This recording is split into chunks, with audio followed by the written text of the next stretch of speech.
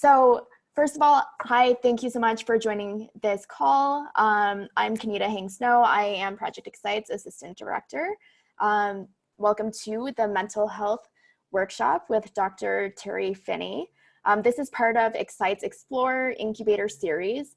Xplore supports students who have an idea or early stage company and want to validate their idea or want to continue growing an established venture. So a little bit about Dr. Finney. She is an alumni of DU. She has her doctorate degree in psychology, and she has been coaching for about 30 years. Let one more attendee in. Okay. Dr. Terri supports entrepreneurs with mental health coaching and entrepreneurship coaching. Dr. Terri, thank you so much for joining us for this workshop. To everyone who is a part of this workshop, feel free to turn on your camera, unmute yourselves, and this will be an interactive workshop. So with that, I'll kick it off to you, Dr. Finney. Morning. I am happy to be with you all. I was going to say here with you all, but we're not here. Let's pretend that we're in a cabin in the mountains with a lot of windows and glass and wood floors and a big rock fireplace with a fire, and we are sitting around, maybe drinking wine, and we are safe and comfortable and cozy. So let's pretend that. So my credentials are exactly what she said.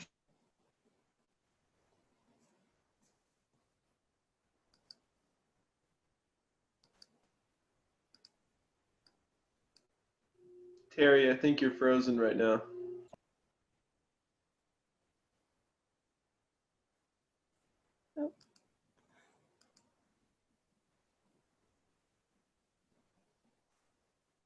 I think you're back. Am I back?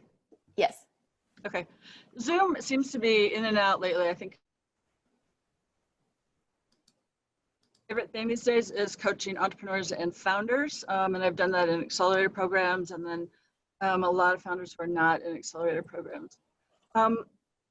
Why we're talking about mental health, and I know that there's some resistance to talking about mental health, and so I want to address that right off the bat. First reason that we're talking about it is that people who are creating this ecosystem for entrepreneurs and people who are doing mentoring and teaching and training and coaching, we care about our founders. Our founders are precious. They're what's going to be driving our economy. And but number one is that we care about them. Number two is that entrepreneurs tend to be vulnerable to mental health issues more so than the general population. A lot of the traits that drive people to entrepreneurship, like strong, intense personalities, vulnerability, risk-taking, independence, these are the kinds of traits that also tend to lead to vulnerability to mental health issues. So we're addressing this partly because entrepreneurs tend to be more vulnerable.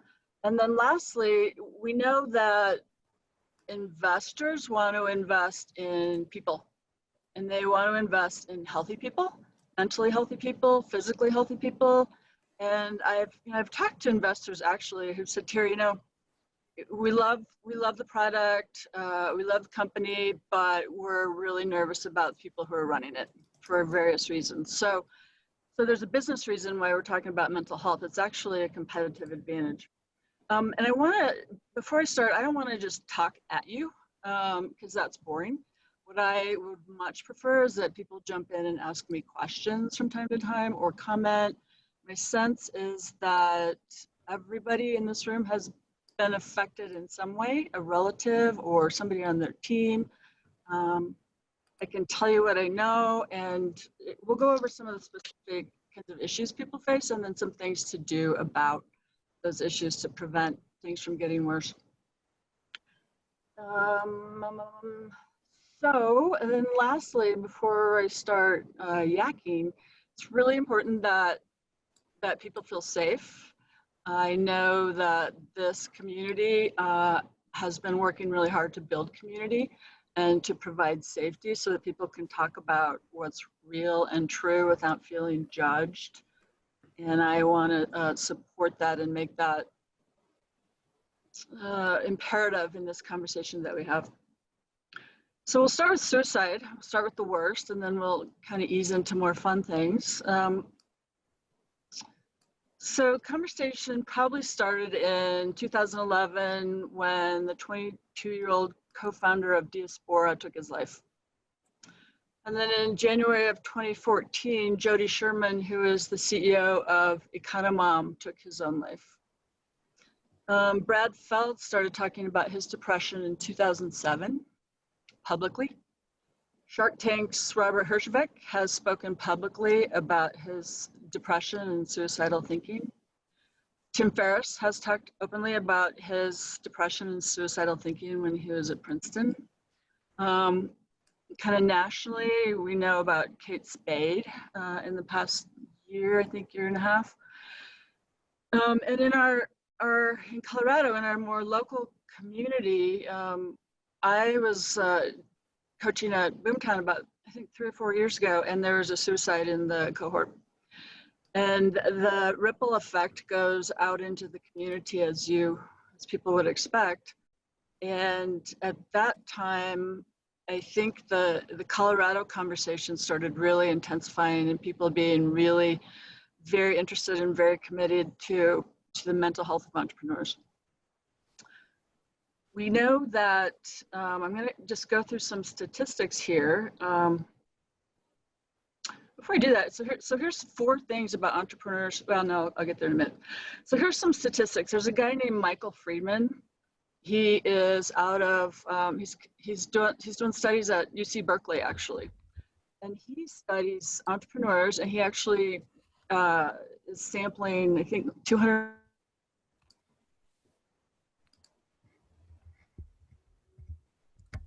Try to find out how they're different, how they're wired differently, and what they are prone to in terms of mental health issues. So first thing that he found is that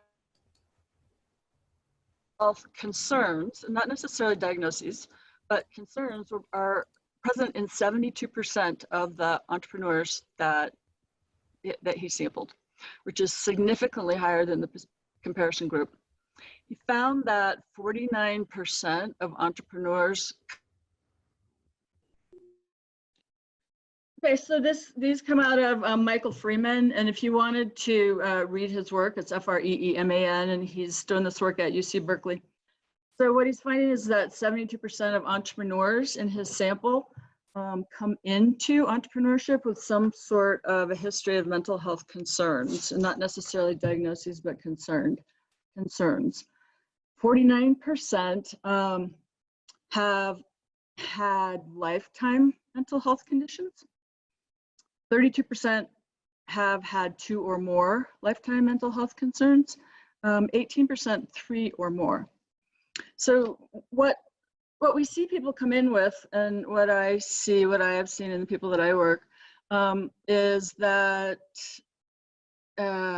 entrepreneurs are 4 times as likely to have depression as non-entrepreneurs, and that's a huge number, actually. 30%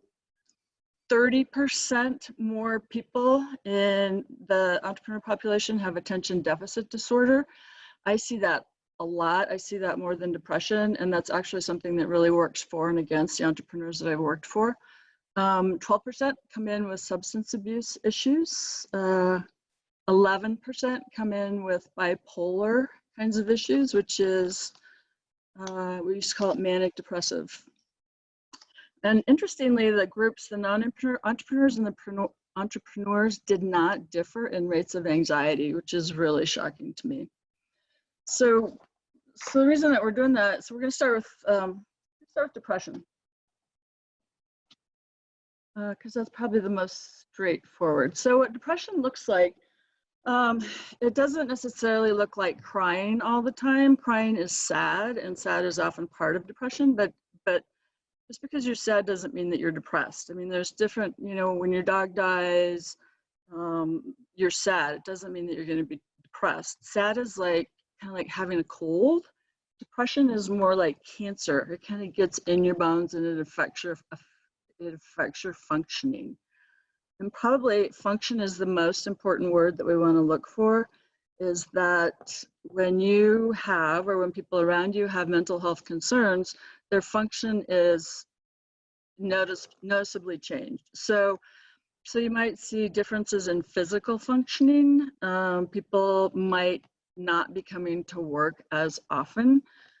When they come to work, they may be less focused. They're always less focused.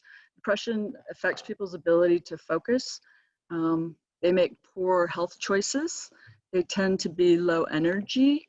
They're likely to complain of physical kinds of issues like headaches, stomach ache. They tend to be more hopeless. It's difficult to motivate them. They tend to have often a negative outlook on the business and on life in general. They can be irritable, which, and I see this, and I suspect most people have seen this in their team members. They can be irritable, which means that they're difficult to get along with. They're jumpy, they're quick to anger, and they're not happy. Things that used to maybe make them happy and make them laugh, they've lost interest in those kinds of things. And then suicidal thoughts is the most intense and the thing that people tend to not talk about. What makes entrepreneurs, I think, and well, what I know, more likely to be suicidal is a few things. One is that they tend to be impulsive. The depression that they have often looks like hopelessness and helplessness, which, you know, when you're starting a business and there's a lot of things that you're not in control of, it can be pretty hopeless and you can feel pretty helpless. Entrepreneurs tend to be isolated. They work alone at home a lot. I've seen this, and this is one of my soapbox issues, is to get out of your home, apartment, wherever it is that you work, and go be with other humans, wherever that is. But isolation is horrible for depression, and I see that a lot, and I fight that a lot. And then the humiliation and rejection that comes with not being funded, or pitching and you know, being told no over and over and over again. Those are the things that tend to increase depressive symptoms. The work instability, and then people's own internal kind of thoughts and feelings and baggage that they bring. We all have that. We all bring things from our childhood histories. We were all kids. We've all been parented. We've all had probably less than pleasant things happen to us as children. And that we bring that into our businesses. And that's something that I really enjoy working on with my founders, is kind of sifting out some of that, what's no longer useful anymore. Some of the things that I talk about in terms of mitigating depression.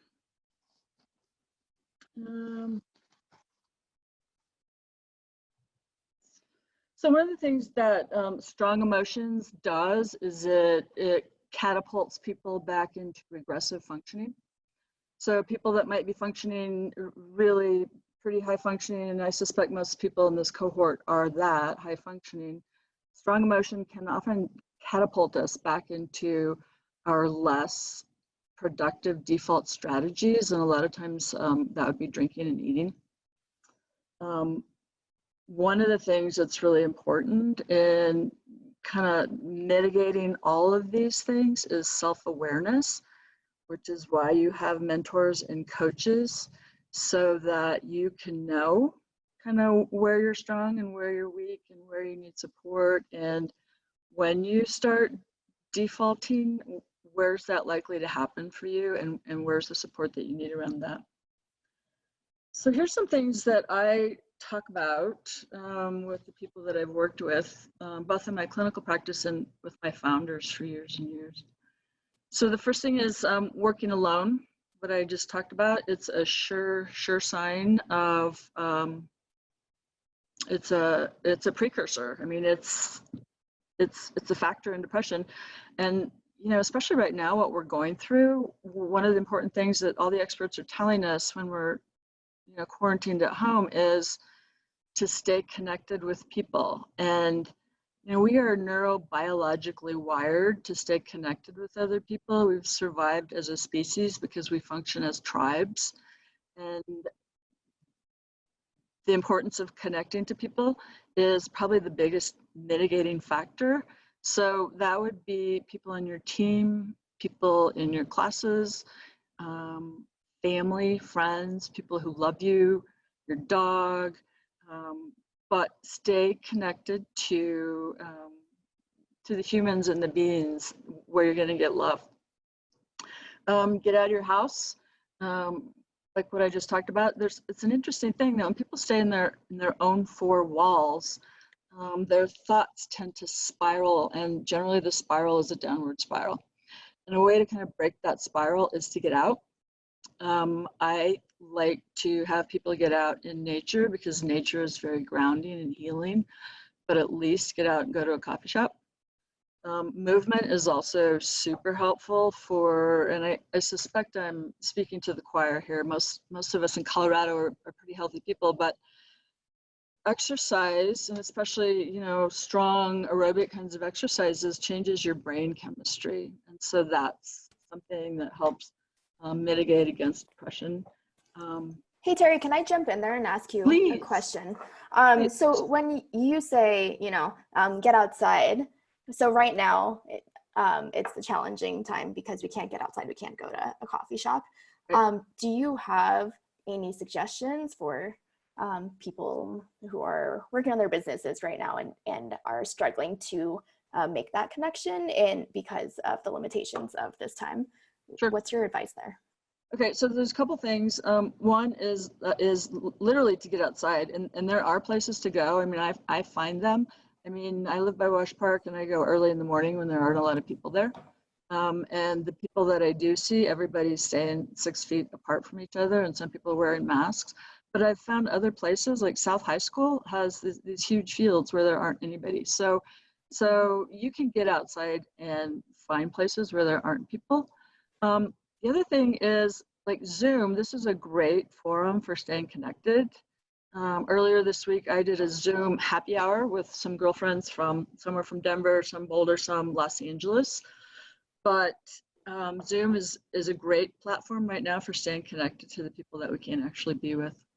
So those would be the two things. The other thing, and you didn't ask this, but I'll just throw this in. The other thing that's helpful right now is structure. In terms of getting through being alone and all this time that we have. So like for me, I get up at the same time every morning and I do the same routine and I go to work and I do the stuff that's on my calendar and I, as much as possible, try to maintain the same structure. That's really helpful.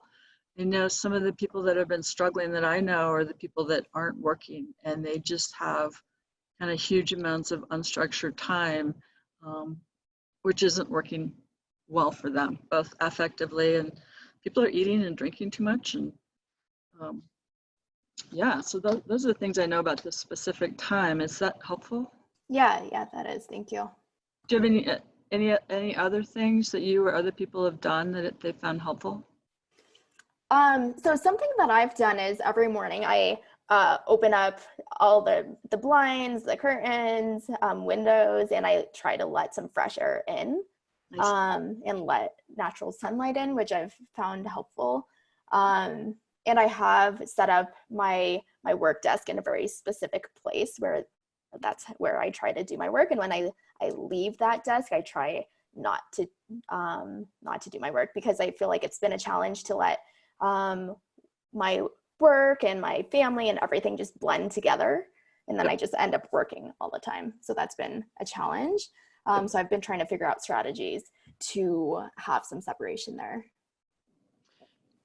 And I think that's an issue with people that I've worked with, not just right now. Mm-hmm. I mean, there's an issue about being able to set boundaries around work, non-work.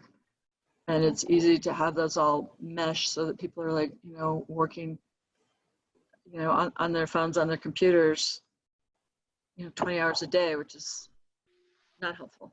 Mhm.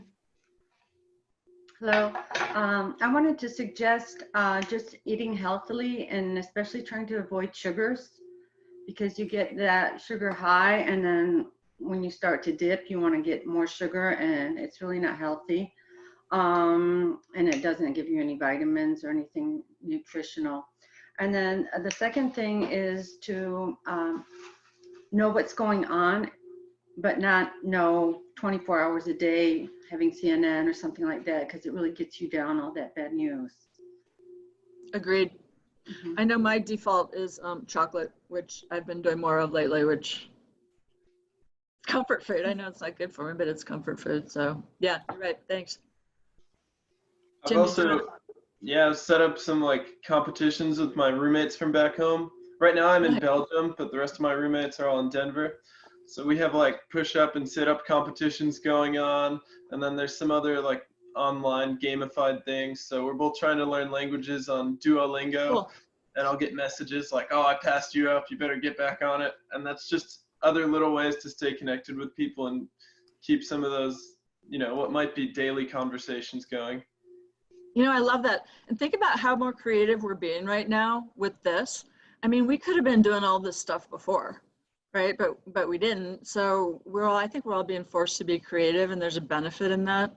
Mhm. I also think the other thing that I love about this time is that, when people are quiet, they tend to be more reflective. And there's a lot of benefit in that, especially if you have people to talk to. So back to depression, your peers are dealing with the same thing.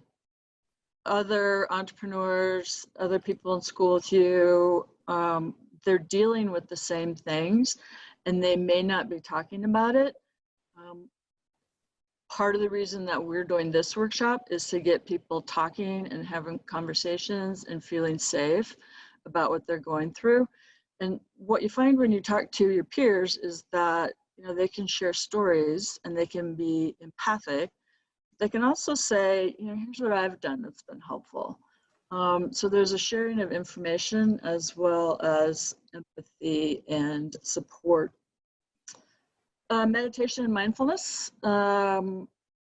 especially daily. You don't have to do it for tons and tons of time, but pretty much everybody that we've known that's been incredibly successful has talked about the importance of meditating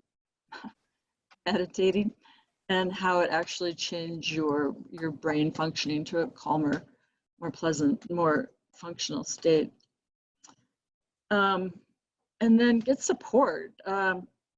Mental health issues are not a sign of deficiency or abnormality.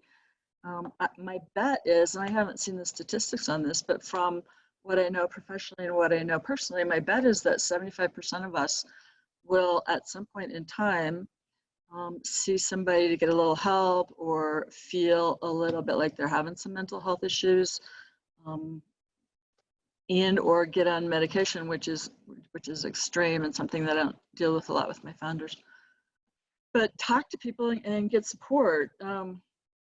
There's this whole stigma that we're really fighting, and it's a national fight. It's that, if you have diabetes, you talk to somebody and you get help. Mental health issues, at some point, if they become severe, they become biological. So if you have some depression and it gets intense in terms of impacting your functioning, or it goes on for a long time, then it becomes biological. And when it becomes biological, that's when you really need to talk to somebody and figure out how to address it, therapy and or medication. Avoid alcohol and drugs. They're depressants. They're legal in Colorado, but they're depressants. Get distracted. I like to tell people to go to movies. You can't go to movies now, but you can see movies. And see whatever kinds of movies they are that make you forget about the real world and what you're doing. I know for me, I have to go out of the country to forget that I'm a psychologist. it's great to go someplace where people are speaking a different language and doing totally different things. It really helps you forget home. Not that I don't love my job, I actually love my job.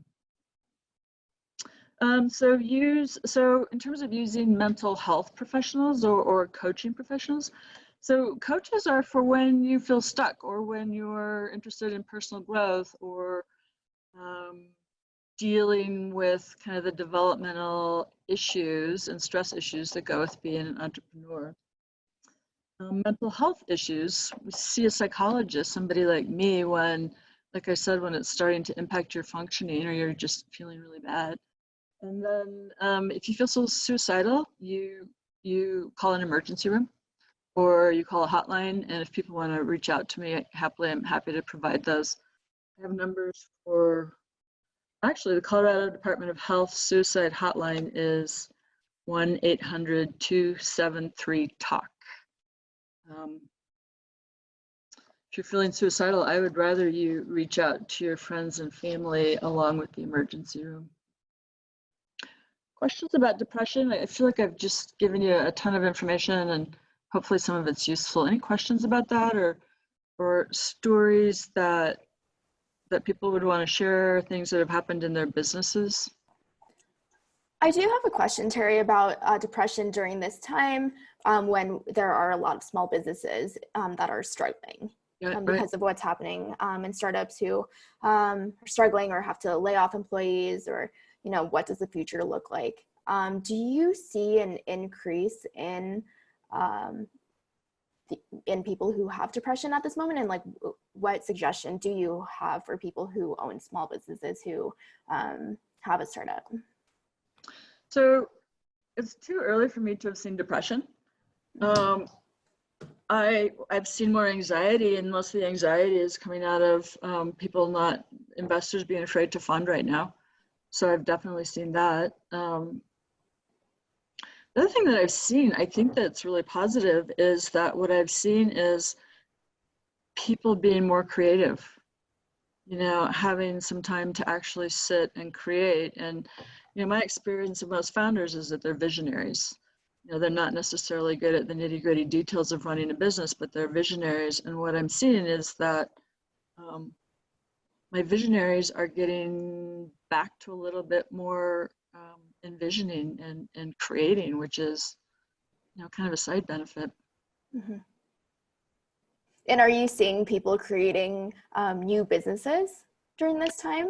I'm seeing people start to create new businesses. So I think that we know, you and I talked about briefly, Brad Feld has been one of the leaders about trying to support businesses in Colorado who can help address some of the COVID-19 issues that we have. So there's a lot of that kind of work, but also just creating new ideas for businesses. Mm-hmm. Yeah, it's super cool to watch and hear of. I get these emails of people of founders just rattling on and on and on and on about all these things that they're creating. It's like, oh, that's super cool, but slow down a little bit. Mm-hmm. Yeah, so the other thing that's going to happen, this is something I wanted to talk about a little later, but the other thing that can happen, I think a risk of right now, is that there is going to be more, I don't like the word failure, but there's going to be a lower success rate right now of businesses making it. And it's really important to not over-identify with your business. If you believe you are your business, then you believe you're a failure. And my bet is, and actually my knowledge is, that people are more than just their business. They're brothers and sisters and friends and sons and daughters and mothers and fathers, and there's a real risk to kind of internalizing my business failed, so I'm a failure. Fight like hell to not have that happen.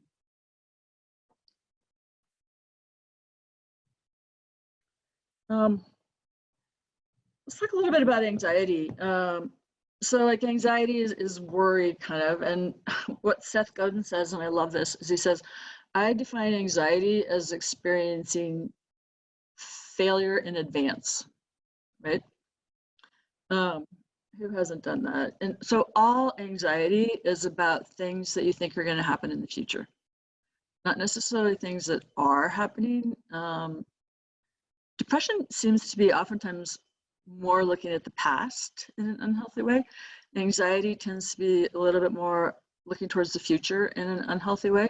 And in both of those circumstances, the better, the more stabilizing place to hang out is in the present, which is why we go back to meditation and mindfulness kinds of practices.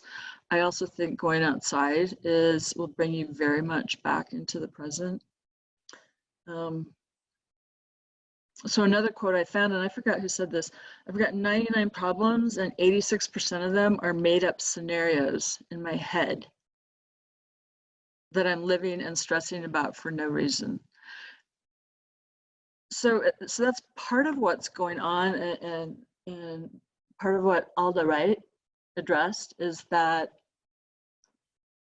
for right now, what's going on with COVID-19, there's a lot of information out there, and it's really important to have that information, and it's important to know what we need to do, not necessarily important to start spinning about things that we don't know and what the future may hold that we don't necessarily that it holds. So there's kind of a balance between, in terms of preventing anxiety, a balance between knowing factual information versus spinning in your head about things that we're not sure about yet, that we're not sure is going to happen. So fear and anxiety. So here's some of the fears, and some of these are interesting. Some of these are obvious. Some are not. Fear of failure. What we know about businesses, especially starting businesses, is that you're going to have several failures before you ever have a success. And the thing about entrepreneurs that I love is that they have really good rejection strength, so that they're able to keep bouncing back and bouncing back and bouncing back. A lot of people that aren't entrepreneurs, that fear of failure and rejection, they don't have that rejection strength, which makes them, go to work for Google or Facebook or somebody who's going to give them a 50-hour-a-week job with insurance benefits. Another fear is inadequacy. I mean, I can talk about that, and I'm sure everybody in this room can talk about that. I mean, I've gone into rooms and looked around a table and thought, holy shit, these people are really smart. I should not be here, right? I'm not as smart as these people. Kind of what we know is that in truth, most people, a lot of people feel inadequate. So that's not something that's specific to me or you, but that's something that absolutely gets in the way. I mean, I used to think when my practice would be down, I'd think, well, God, everybody has finally found out that I don't know what I'm talking about. And I would stress out, but then I would talk to my peers and I would find out that, well, their businesses are kind of down too. And so then I would know it's not about me. And over time, I figured out, when my business is down, go ride a bike or go play golf or go ski, because it's going to come back. But those fears of inadequacy can be derailing and have people hang at home because they're afraid to go out and be judged by other people. There's fear of financial security. That's accelerated, obviously, if you're starting your own business. One of the things that helps is to not take on a ton of financial risk. And I'm sure that there are people that could speak to this much better than I. Most of the entrepreneurs that I'm working with right now have a financial runway so that they're okay. They've built that, and yeah, but financial security, that's a big deal. Growth. So this is interesting. People are afraid of, and I hear this a lot, my business is going to grow so fast that I'm not going to be able to keep up. I'm not going to be able to staff it. I'm not going to be able to produce. And then I'm not going to be able to handle it all in my head. Like, I'm not smart enough. I'm not savvy enough. I'm not strong enough to handle things if they get big, which is a fascinating dynamic to work with. And that's not that uncommon. And then another fear, and I think this is so toxic, is what other people will think of me. You know, and living your life to please somebody, to please people, I think that's one of the biggest wastes of energy and time that there is. I'm a huge believer in not living your life to please other people, but again, that goes on, and part of it is because we want to fit in, right? I mean, it's really important to feel accepted and loved and to fit in, and it's kind of an art to be able to fit in and yet not live your life to please other people. A lot of skill and art involved in being able to set those distinctions. So again, what we would look for in anxiety is if it impacts your functioning.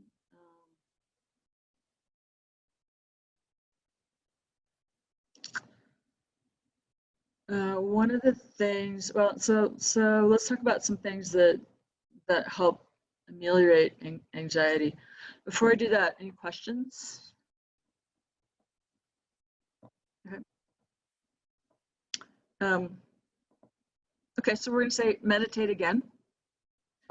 Bill Gates, Brad Feld, Steve Jobs, Ray Dalio, Rupert Murdoch, they all meditate. Oprah, they all meditate regularly.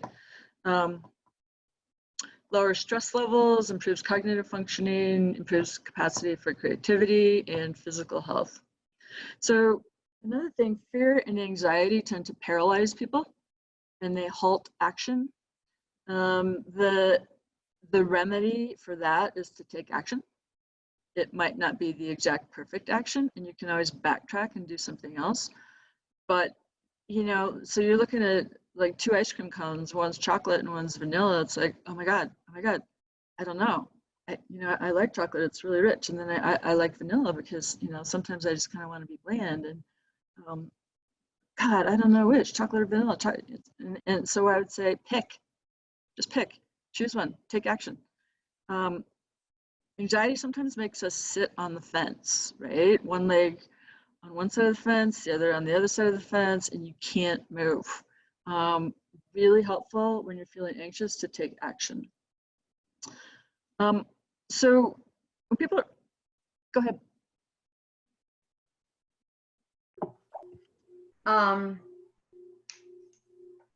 Because if you're paralyzed and you realize that you may be starting to have a problem with burnout or a problem with anxiety, and some of the signs are coming where the concentration is low and where there's just too much stuff coming at you and you feel like you can't make it a good decision, I'm wondering, I'm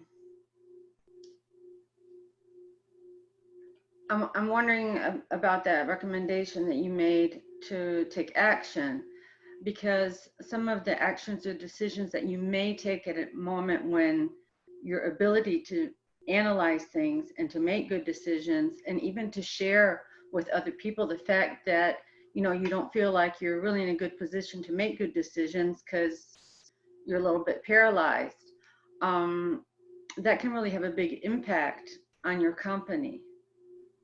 Sure. As opposed to being, you know, if you're an employee and you're not doing your job as well as you normally do, maybe you're slower or your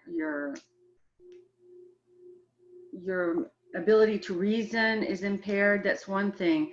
But when you own a company and its future really depends on the quality of the decisions that you're making, especially if they're big decisions, I think that the negative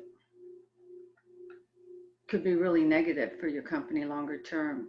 Yep, totally agree. So what I coach people about is like to never ever make big decisions when they're feeling any kind of strong emotion. And that can include people being like super excited because things are going really well. That's a bad place to make decisions. Yeah. You know, depression, feeling, you know, like things are never going to get better. That's a bad place to make decisions.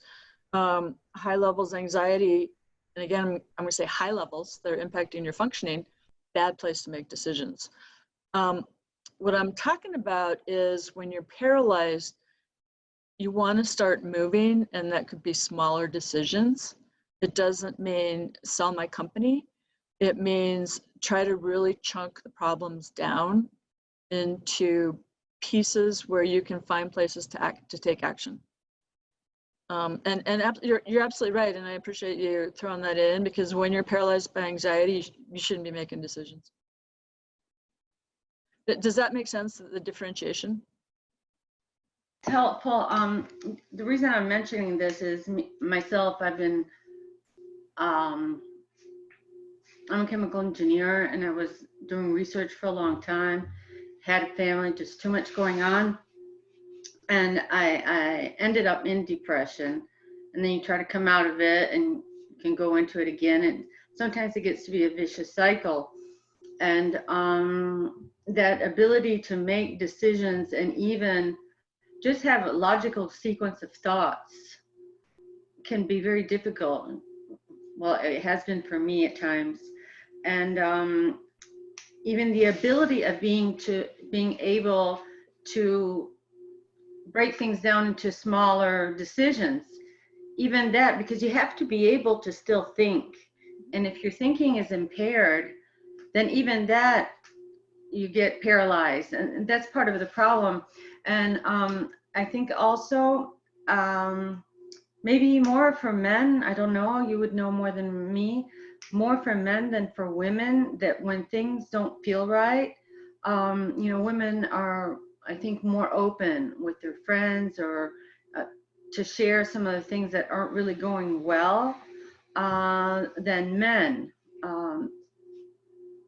And so, problems could just keep building up, and then you end up with, you don't know what to do, especially with mental health issues, where there's a lot of judgment, and when, people use vocabulary, sometimes it's very harsh.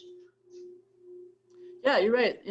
So you hit on a few good things. One is that women do this better in terms of maintaining relationships and being open and staying in communication. That's why we live longer. It's an important reason why we live longer, is because men don't do that as well. The other thing that you said is, like, and I think I hit on this, is if your depression seems to be kind of over and over and over again, and doesn't really get to a place where you're back to normal, then that's a time when I would recommend, like, talking to somebody about what's up, and maybe getting some help. I mean, I don't know you, and I'm not going to diagnose you or anything, but if you're talking about your functioning being impaired for a while, long term, and kind of over and over and over, then that's the time when I would think about talking to somebody as a professional. Yeah, of course, thank you. I really appreciate you sharing that about yourself. Thanks. We've all had stuff, so thanks for sharing that. I hope that's helpful. Thank you. Sure. One question about that, Terry. So a few of my friends and family members, they will say something like, I've been feeling anxious or depressed for a while.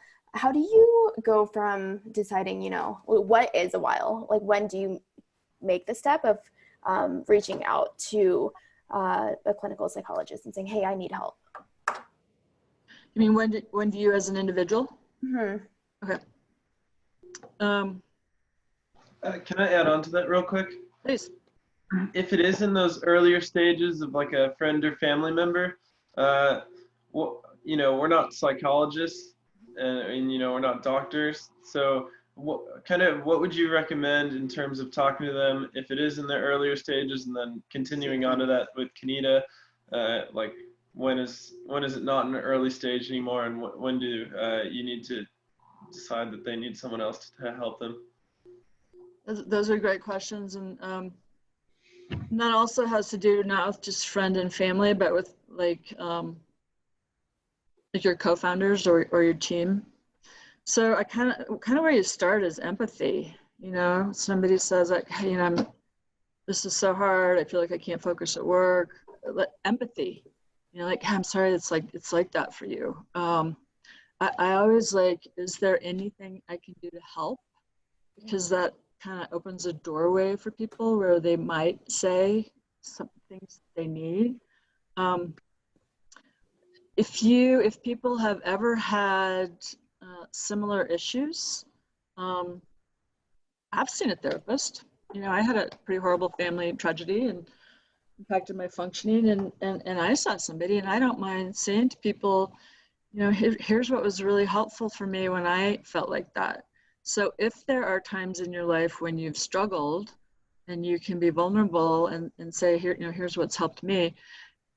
And kind of the more open you are, I think the more people are going to talk. And then the more that becomes kind of a result of things. I think that if your friend's struggling or your co-founder is struggling and you come right out and say, you know what, you're not showing up, you're not all here, I think you're depressed, you need to go see somebody, they're going to be defensive right away. So I think it's more of an open communication, and if you can say, and you know, when I've done this with like managing directors of accelerator programs, they are great at saying to their cohorts, you know, I've struggled, I've built a business, here's what it was like for me. You know, I ended up drinking too much, or I ended up getting divorced, or I ended up in a psych hospital or whatever. But being able to share, I've struggled and here's how it worked for me, and here's how I got out of it, here's what was helpful for me. And maybe it's a therapist, maybe it's not. I think those are the ways that I try to coach people to go about that. I mean, at times in my life, early in my career, I had friends who were a mess, and I'd say, you know what, you really need to go see somebody. And those relationships don't last because, you know, people don't like to be told that there's something that they need to come to themselves, basically. I mean, if people are going to have some sort of a benefit from seeing a therapist, they need to go see somebody because they're in pain and they're struggling and they need help. Not because somebody else said, I think you need to see somebody. I do want to add about the decision making we were talking about earlier. I was in a really, really deep depression for a little bit over a year when I was unemployed, and I had to move in with my parents, and I was living in their basement. And because of work schedules, I couldn't come out of the basement until like nighttime. So I was kind of like trapped in this cave and unemployed and super depressed. And the decision making is what got me out of it. And it wasn't decision making in my career necessarily. It was decision making like, today I'm going to get up and take a shower. That's the only decision I have to make today. And that's it. And that's what got me out of it in the end. And so right now I'm using the same thing as I'm trapped in my house. Thankfully, I still have a job. But like I wake up in the morning, and because I've had to practice that, you know, one decision at a time, I can say, you know, I'm going to get up and I'm going to shower. And then today I'm going to put on a real pair of pants. Those are my two decisions. And then like later in the afternoon, I could say, today I'm going to decide, instead of eating a giant bowl of mac and cheese for lunch, I'm going to have maybe a couple pieces of meat instead, or I'll have some vegetables on the side or something like that. And just like really having those micro decisions is what really, really helps me a lot. You know, that sounds like that sounds horrible. Sounds like horrible. I kudos to you for getting yourself out of that. That sounds really horrible. You know, another thing that you hit on that I didn't bring up is that getting up and taking a shower and putting on clothes and putting on makeup, like hygiene stuff, is helpful also for getting yourself out of depression. I mean, that's why one of the reasons why they make people in nursing homes and psych hospitals like, get up, take a shower, put on your makeup. That's true. And a way that my fiance can always tell if I'm slipping into depression is if I don't floss my teeth. Like, if you're not taking care of your dental hygiene, something's wrong. That's funny. Okay, I'm going to add that to my list. Take care of your dental hygiene. I like that. Thanks for sharing that. God, that sounds horrible.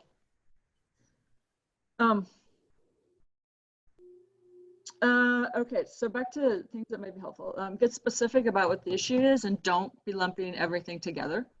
Again, it comes out to, and sometimes put stuff on paper, like what are the problems and specific problems, and what are the chunks where I can actually do some problem solving, versus chunking everything together and saying, oh my God, this will never work. if that's your approach, you're right, it won't work. Get specific about what the issue is. So then this is something that we all do that we shouldn't do is self-talk. Be aware of your self-talk. This is something that I work really hard with some of my founders, because the way that we talk to ourselves can be brutal. If we wouldn't talk to our friends sometimes the way we talk to ourselves, we wouldn't call our friends an idiot.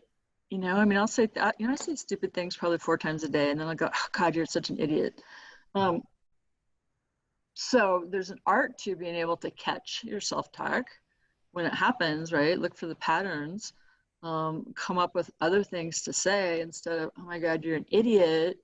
Maybe, you know what, that kind of triggered something for you. Maybe there's a better way to say it or whatever. But you know, that also goes back to self-awareness about what is your self-talk. What did you bring forward? Tim, you have a big old smile. Tell us about some of your self-talk. Oh, me and my roommates are pretty much all on the same page, but we've kind of talked about it beforehand, so we're able to like harness the motivation with each other by constantly challenging each other and like a little bit of trash talking, you know. But we always know that we have each other's backs first, which is why it kind of works out. But because I'm in that habit with all of them, sometimes when I go outside of that friend group and I talk to other people, yeah, they're not really exactly on the same page, so it can have other consequences. Because they don't know who you are, or why you're saying what you are. So you've done a great job of building a community. Yeah, not everybody gets sarcasm, I have found.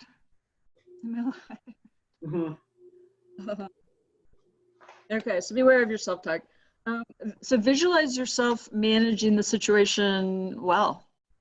You know, whatever the situation is, visualize yourself getting the funding or winning the pitch contest or getting your product to market or whatever it is. Visualize yourself doing it the way that you want it to be done. That helps kind of fight against the anxiety. And then exposure. You know, when we treat phobias, one of the things we talk about as psychologists is you keep exposing people to the thing that they're afraid of over time, and then you increase the level of the stimulus. So, you know, people who are afraid of snakes, maybe maybe they watch a snake on TV, you know, and then maybe they see a little garden snake that's in like a cage, and then maybe at some point they are able to, so you expose over time things that people are afraid of. So in business, like sometimes you're afraid to make the call or make the calls, call investors. So what you do is you make the call, and then you make the call again, and then you make the call again, and then over time, the anxiety about making the call decreases, and at some point you won't realize that it doesn't make you anxious anymore. So do the thing that makes you anxious. Anything else about anxiety before I go to ADHD, which is my favorite?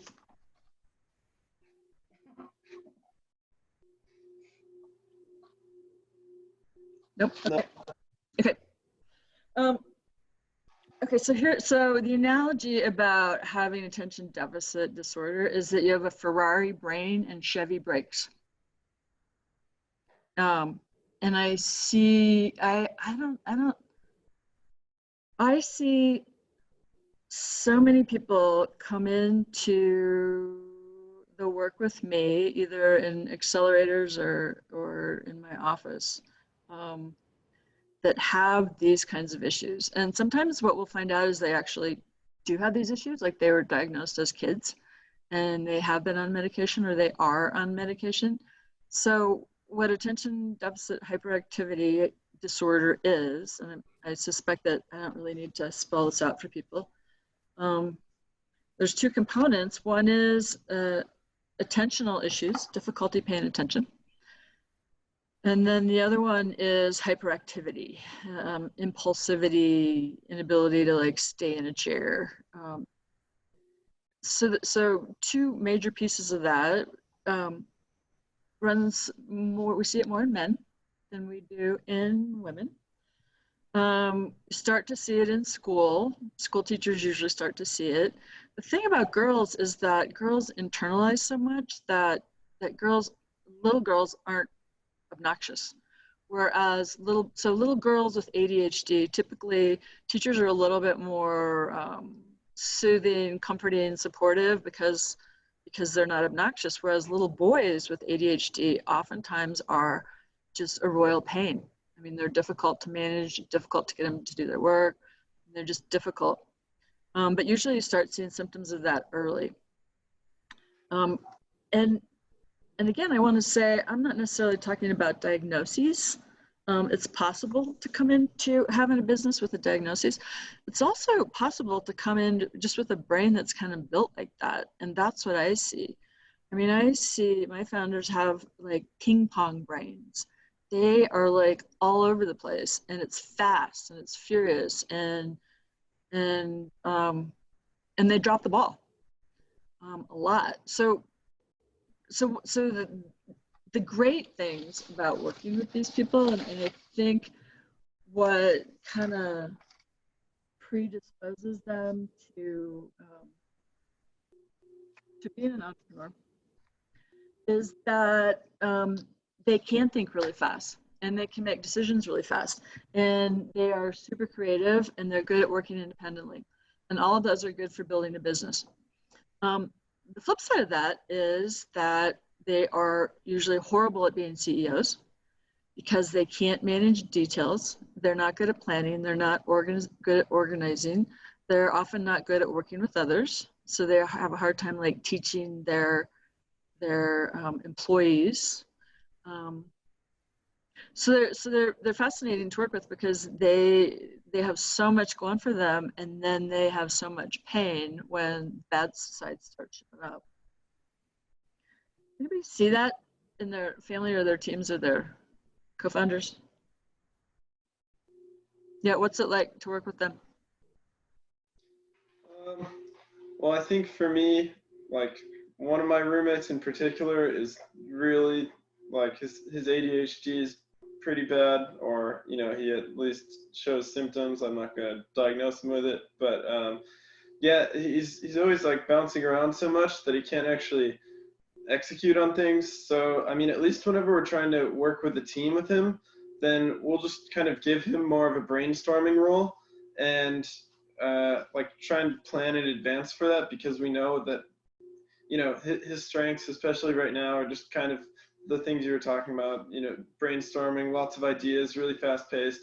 But then the other members will really have to put a little bit more emphasis on executing, because that role falls a little bit heavier on them when you know, when you're at least acknowledging that one of the people isn't going to be able to execute on these ideas as much, but it's still good to have them around, because they are going to be able to, you know, help get you those ideas as long as you're prepared to carry out on them.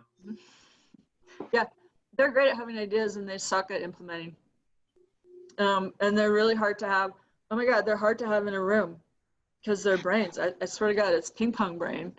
I mean, when I try to sometimes follow these people, I mean, I get exhausted having them in my office or reading their emails. Like I just got an email from somebody who totally is this person. And it's like 6 paragraphs long about different ideas. And the thing that we work on the most is like, think fast, talk slow, like slow down. And it's so hard. It's like I'm speaking Chinese. It's like, you have to slow down. You have to be more thoughtful. Super hard for them to do, but it sounds like you guys manage him really well, which is what you have to do. Yeah, but I mean, even still, just in general conversations and stuff, you know, when you're not trying to like be a productive unit and you're just being around him, kind of like you were saying, a lot of it is there's just no context. You know, it'll be an idea out of nowhere, and you'll be like, what are you even talking about right now? You started mid-sentence. Yeah, I'm not trying to be rude, but I have no clue what you're even talking about right now. So, right? so it can be exhausting, but it's totally exhausting.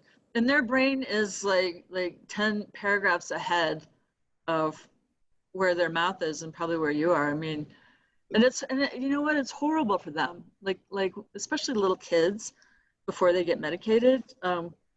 They say like, it's like a circus in my brain, you know, and it's hard to learn like that. And my bias about people who seriously have a diagnosis of ADD is like, they need to be on medication because it's a biological illness.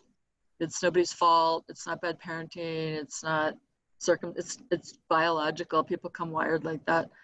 And when I used to work with a lot of kids and their parents would come in and say, well, I want you to treat my kid with ADHD, but I don't want to put him on medication. I would say, well, you know, I'll give you some names of people to go talk to.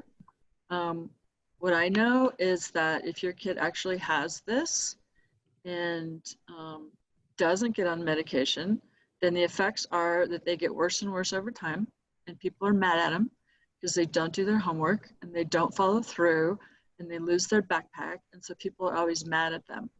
And the consequence of lowered self-esteem is way more difficult to treat than it is to treat ADHD. So that's my bias about that.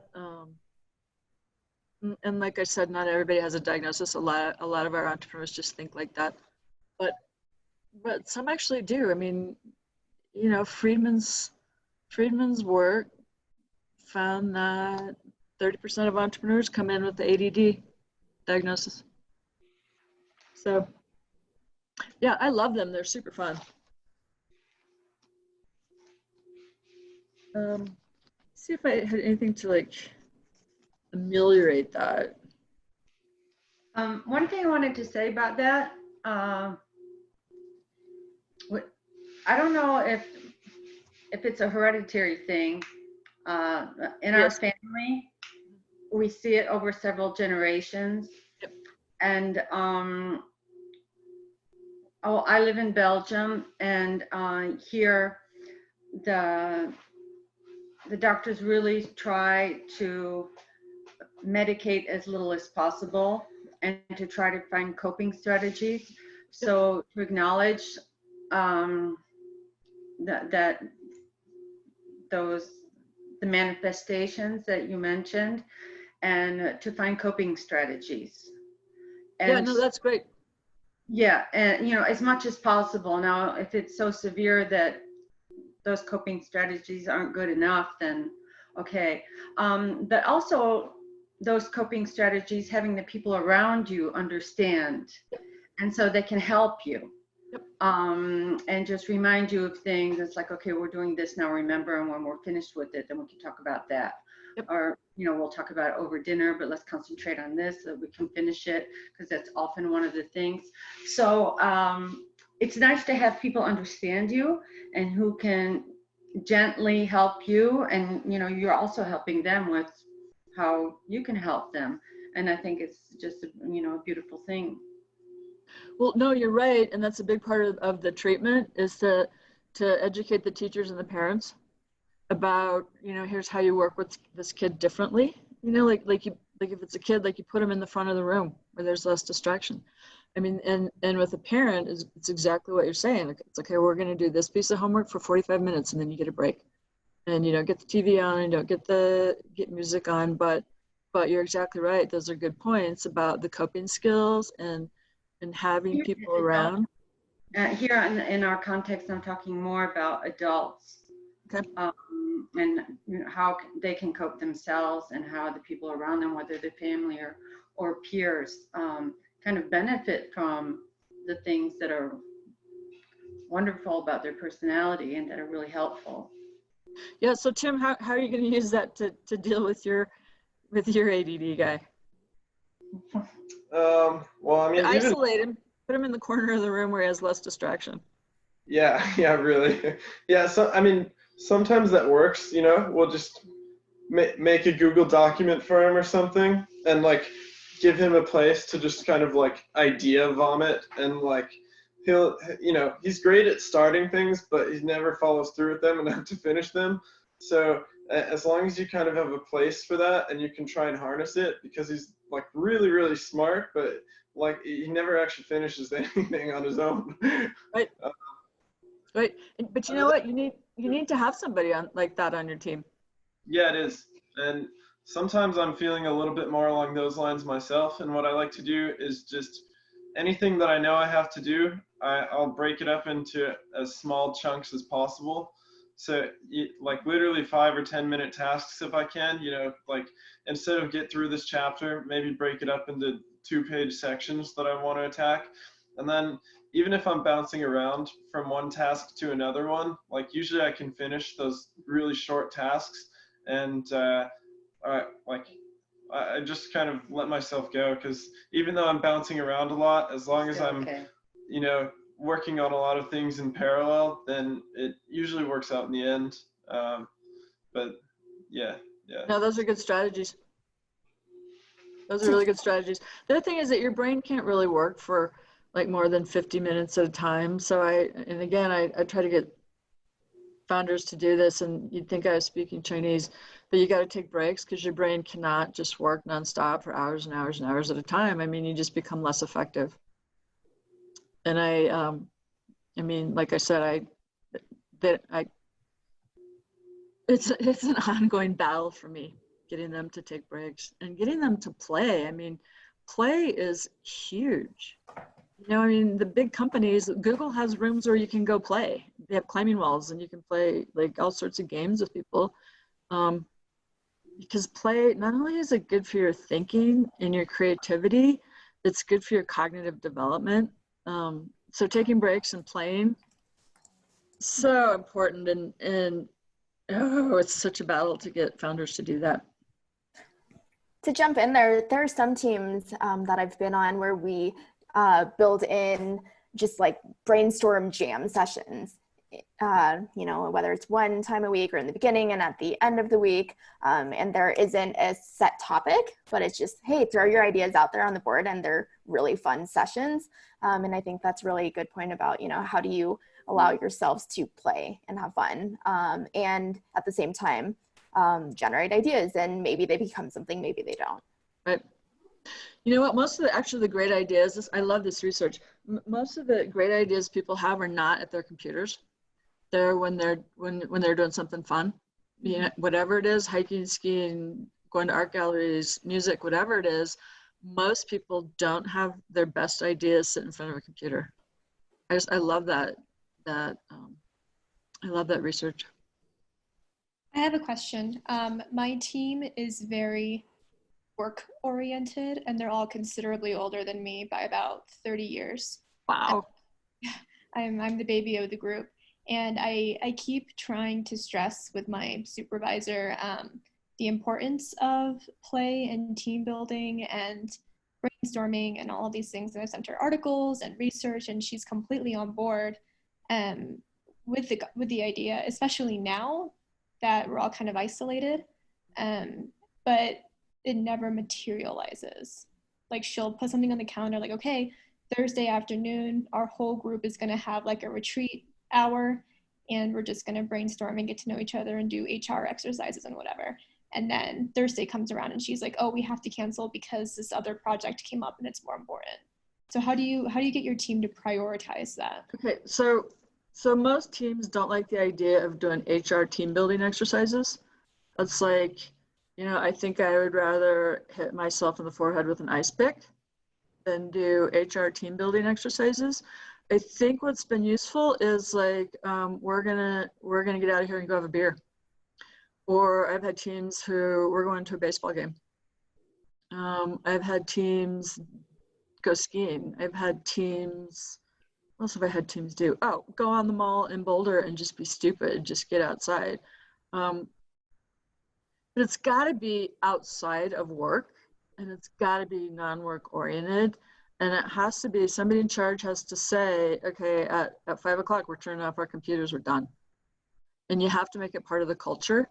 And it is hard because there's this kind of this badge of courage with founders that, I have to work 80 hours a week, and if I don't, I'm not successful. And it's this culture that really works against playing and doing things that aren't work.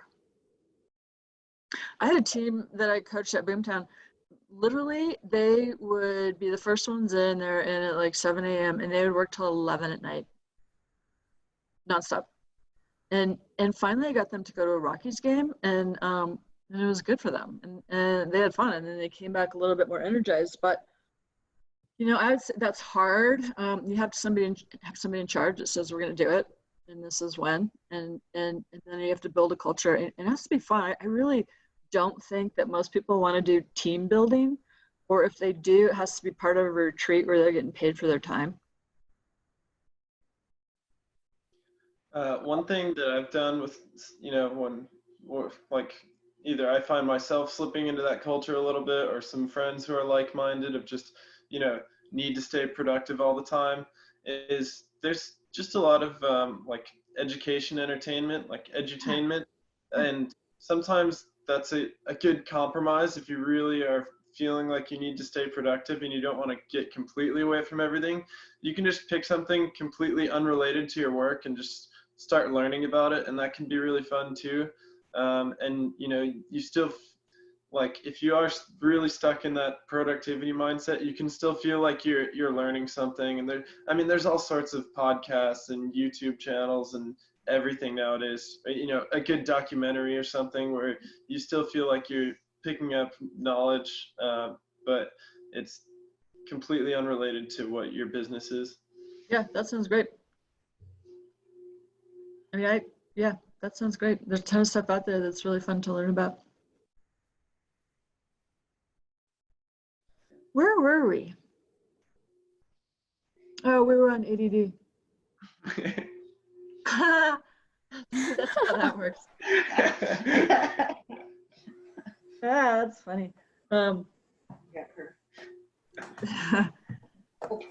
My ADD, and I'm not brilliant and creative like you guys are, but how mine manifests is I lose interest. So I've like changed the focus of my career several times because I want to do something new and different.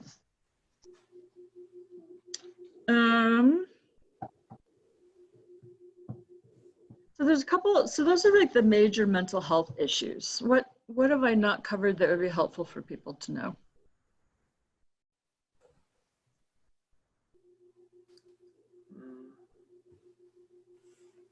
So do you have, there's a couple of places we can go, but go ahead. So do you have any specific advice for students who are taking now online classes for their spring quarter? They're experiencing a lot of new things, and they're also student entrepreneurs, so they're working on their businesses. They have a million different things going on. Do you have any specific advice for our student entrepreneurs who may have just a bunch of these different buckets to fill at the moment? So I like what we've talked about in terms of structure and chunking things into pieces. It's what Tim's talked about. It's what Victoria's talked about. So I like that you brought that up, because I see this with my founders too, is that they get overwhelmed with like, oh my God, I have so much stuff to do, I'll never be able to do it.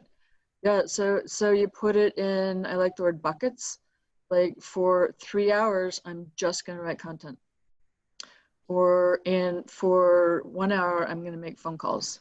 And as much as you can, try to like not have distractions when you're doing the thing that you say you're gonna be doing, but you chunk it down, because it's overwhelming. And, you know, and structure helps.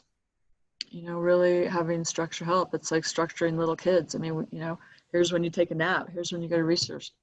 Here's when you eat. Here's when you learn your numbers. I mean, that structure really helps in this place of like such ambiguity.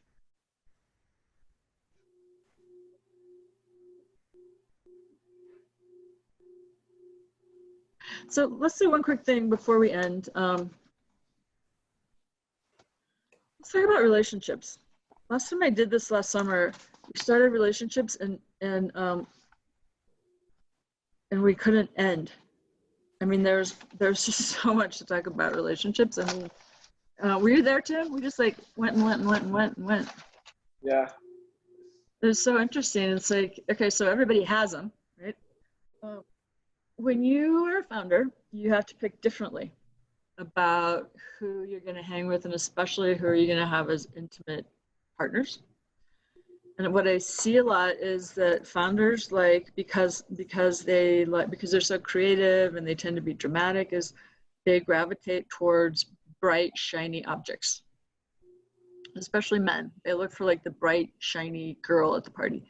And often what they end up with is a ton of drama and craziness. And when you're a founder, and women do the same thing, I've seen women founders do the same thing, but when you're building a business, the last thing you need in your life is drama. You don't need to have a partner that has substance abuse issue. Really need somebody who's stable, and preferably somebody who has their own job and their own interests. And you also want somebody who really gets what it's going to be like to work with a founder, which means you're often not going to be available. You need specific breaks, and you might need time by yourself.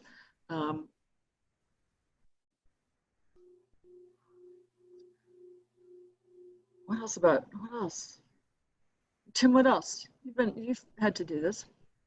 Oh man, that discussion went all over the place. Right? Remember?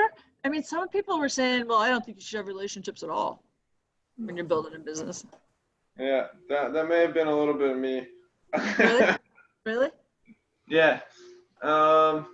Let's see. I don't know. There's kind of the whole, like, it's a lot of times it can be easier to work with like-minded people, but sometimes that's a trap if everyone in the room is thinking the same thing, and it's way better to have people who can think, all over the spectrum about your problems to get to good ideas. Yeah, there's like I think that ties into a little bit of like founder relationships and like the early team, especially if you're trying to make a company. But I think it also ties into just like the people you're living with and hanging around, and maybe in these times the people you're having Zoom conversations with. Significant others. Yeah. I think a good story for that is when smartwatches were first created. They had this awesome prototype and it worked so well and they were so excited. But then after their product launch, they realized that it didn't work on skin with tattoos or on dark skin because nobody in their team had dark skin or tattoos. Oh, wow. Interesting. Wow. That big lesson learned. Yeah, one of the things is that, and I've had founders at DU that I've coached, is that, I mean, I hate to say this, but if you're starting a business, you don't get to party as much as some of the other students. I mean, you just don't. And you need to pick your friends a little bit more carefully because you have a business and you have things on the line that other people don't, and other people might not understand. And I think that there's a real need to pick who you hang around with socially a little bit different when you're starting your own company. Yeah, that was one of the things we talked about over the summer, I remember, is just like how to cope with friends who don't really understand because they're not staying up until midnight every night putting in work on their own company. Yep. And then when you do see them, then you can get flack sometimes and like, oh, where have you been? Or, why haven't you been coming to this or that? Yeah, they don't get it. And there's kind of a loneliness in doing something that other people don't get. So I'm aware of our time. Did you want to? Yeah, I can help.